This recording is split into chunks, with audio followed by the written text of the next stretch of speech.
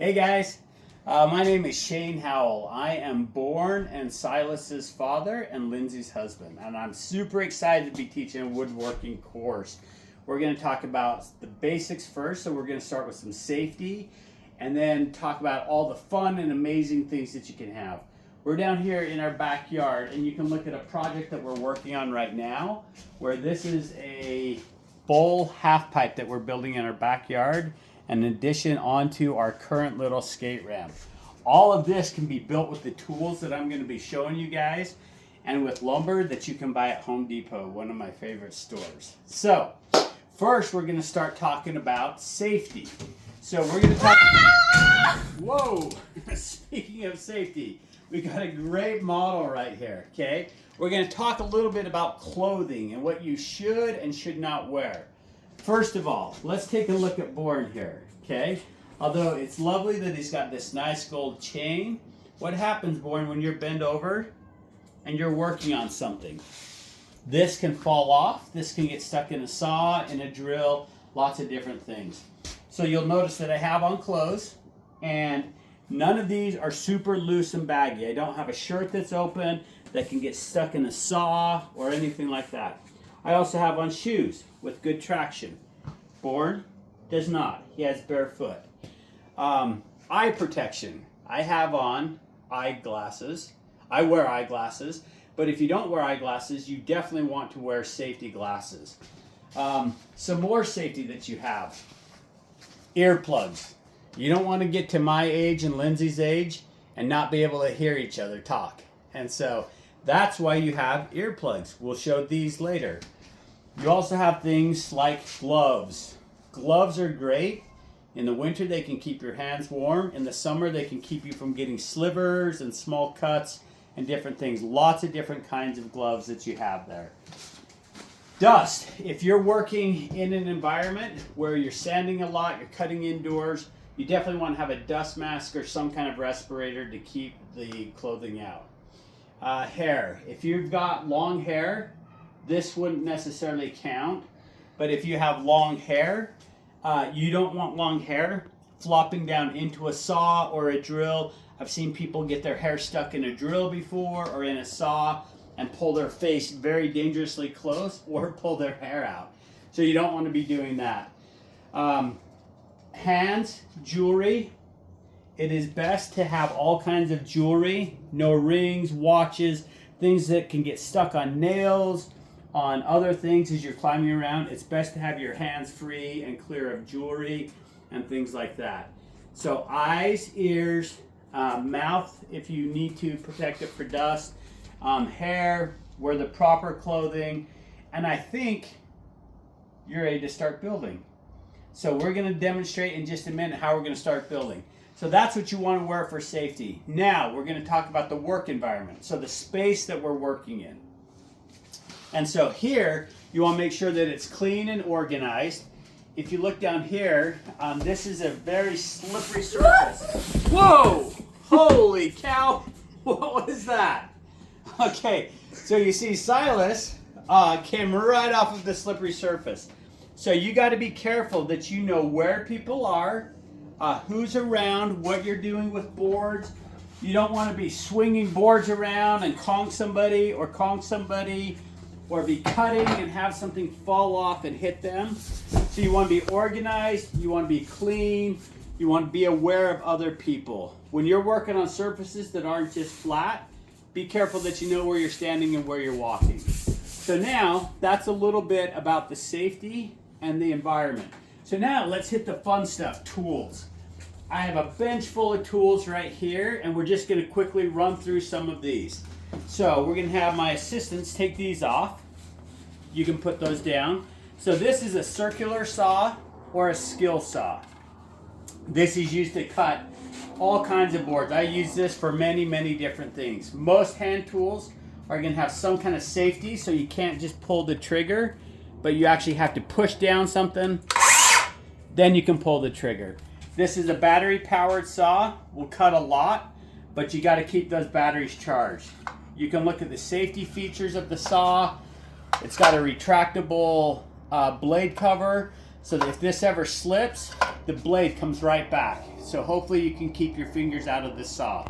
This is probably one of my most used tools when I've been building this whole ramp back here. How to use it for lots of different things. Skill saw. Very good. This is a very good all-purpose tool. This is a Sawzall. Love the Sawzall. You can see it's a reciprocating blade here. And so this moves up and down and does all the sawing for you. This is amazing because you can get a big blade like this, and we've used it to cut down trees. Come over that way a little bit. We've used it to actually cut down trees some. So very cool. Also, you have the very fine tooth, and this will cut through metal. So you can cut metal and wood with the saw. Now you've got your good old-fashioned handsaw. This is one that Born and Cy have loved to play with. This one is very aggressive for trimming trees, all kinds of good things you can cut there. Lots of different kinds of saws. This is a trim saw for cutting trim when you're doing tile work and finish work in a house. So tons of saws. We'll show you the miter saw right here too. This is one very big piece of equipment here called a compound miter saw, and this is used to cut big boards on all kinds of angles. We'll do a little bit later. It's got a laser guide on here to let you see where you're going to be cutting. All kinds of good stuff you can do with that. So we'll come back over to the table. Here's your little saw blades for the skill saw. You'll notice each one of these have a little tooth on it. That tooth hits your finger, not good. That tooth goes through wood, good. Okay, so you cut wood, then you hammer things. This is called a dead blow. This has been very used. This one is about a 15-pound dead blow, and it's made out of hard rubber, but it won't dent your wood. And so this is good to knock things in place without smashing your wood. This, on the other hand, is just a small little rubber mallet, very light, but you can tap small things with it. And this is just a standard framing hammer. So we'll be using one of these to build our projects together. You have lots of sanding tools. This is called an angle grinder. This is a very powerful tool, but can be very scary. This disc will spin at about 10,000 RPM.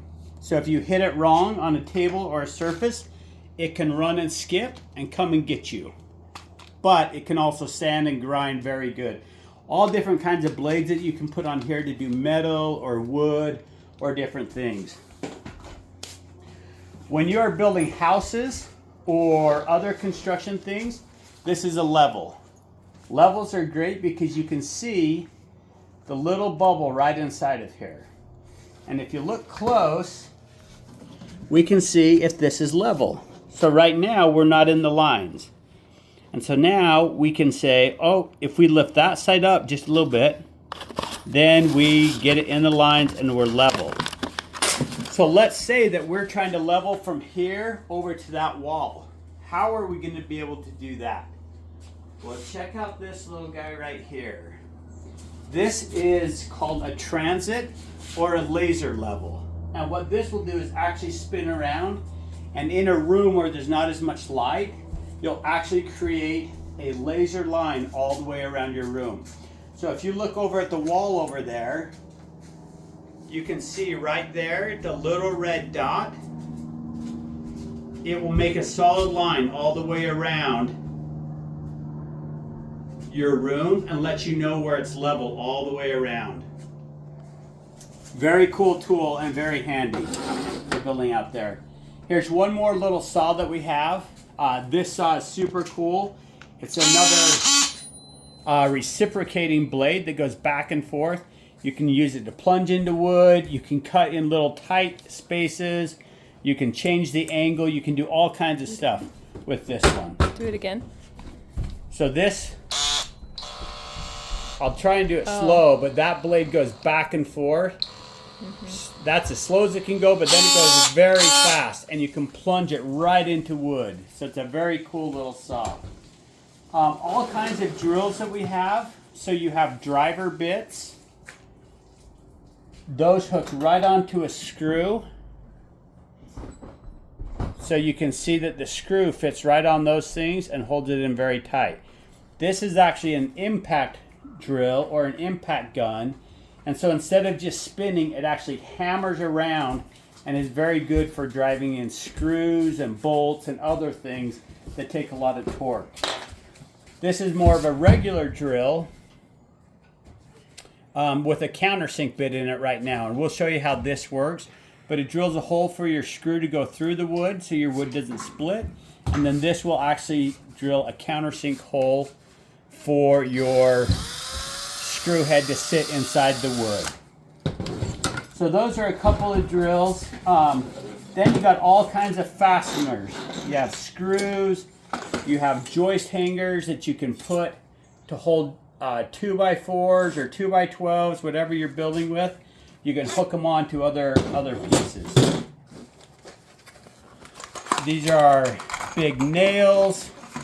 Nails have their own benefits.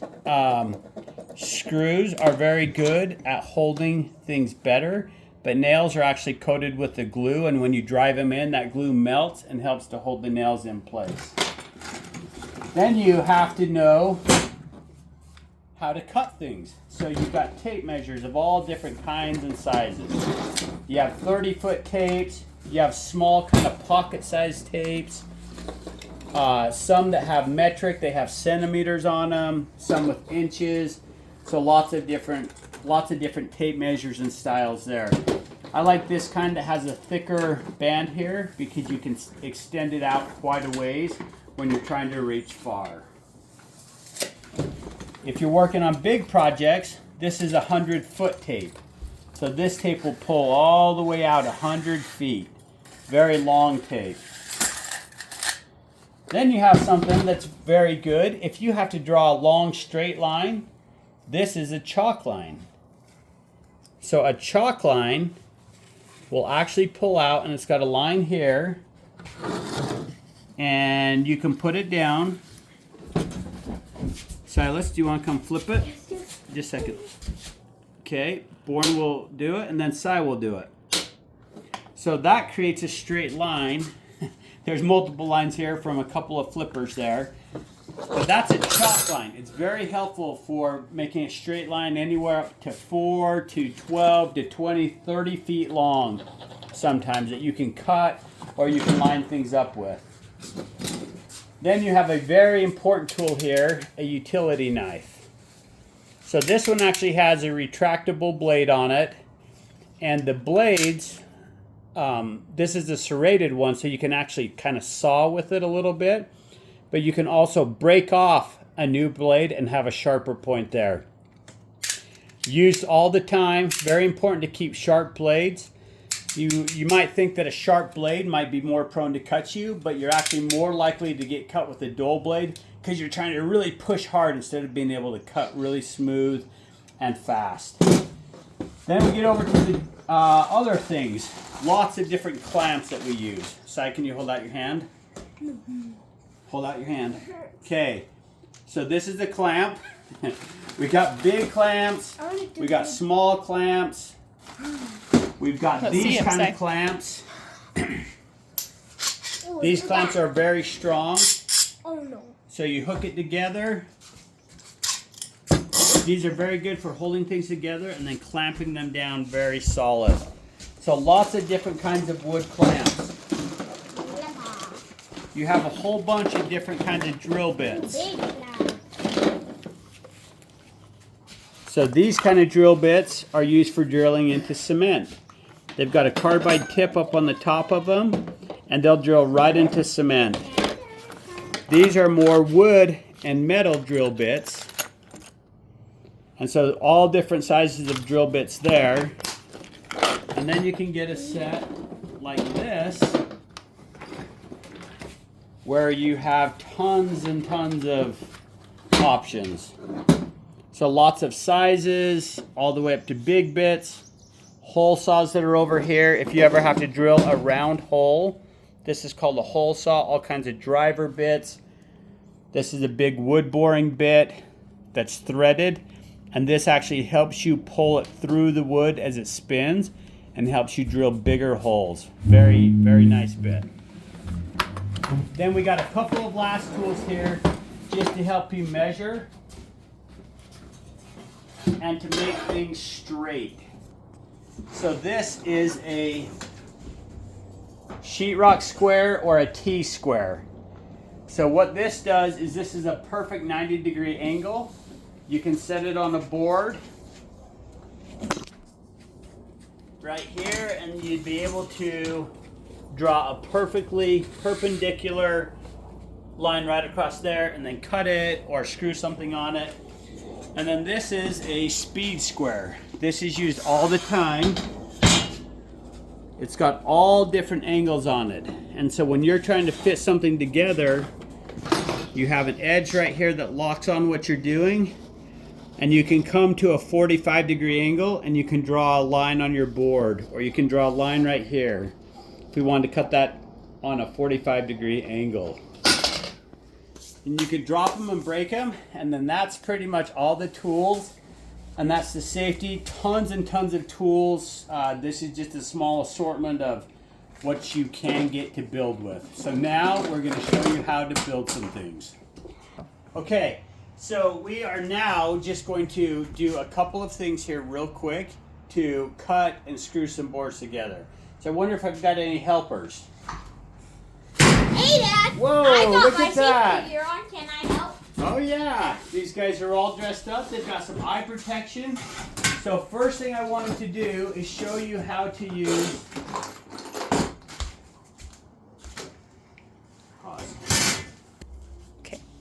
Okay, so we're going to show you how to use the speed square. Let's say that we want to cut this on a 45-degree angle. We have two ways of doing this.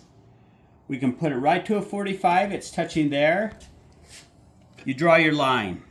Now that you've got your line, you're going to come down here, and with the skill saw, you have to make sure that you are bracing this board very good and you're not going to cut anything else, and that nobody else is running around you.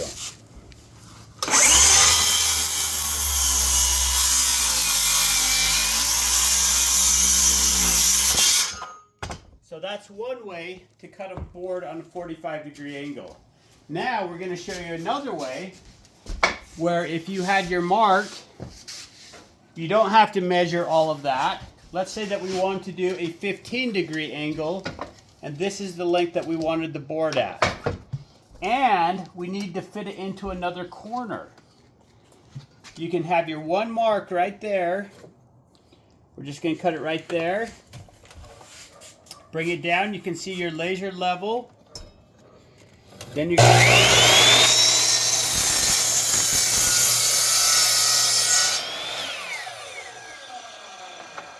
And now that's called a compound miter cut right there.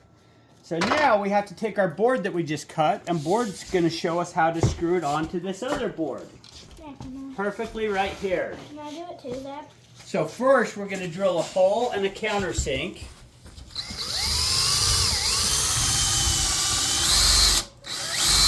Pull it out.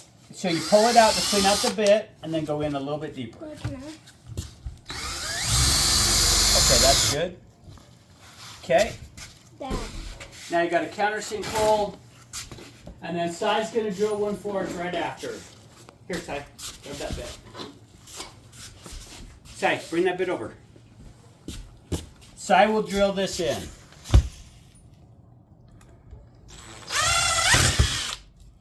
And you got to hold your board in. And you can hear this drill hammering because that's an impact gun. So that's some of the stuff that we'll be working on. Sai, show us what you screwed in. There you go, very strong. Thanks, guys.